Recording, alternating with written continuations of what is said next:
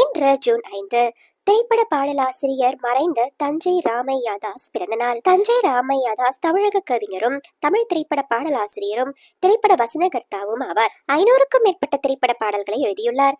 பாமரர்களும் ரசிக்குமாறு எளிமையான பாடல்கள் மூலம் சமுதாய தத்துவ கருத்துக்கள் கொண்ட பாடல்களை இயற்றியிருக்கிறார். சினிமா பாடலாசிரியர்களில் கவிஞர் தஞ்சை ராமையாதாசுக்கு தனியிடம் உண்டு.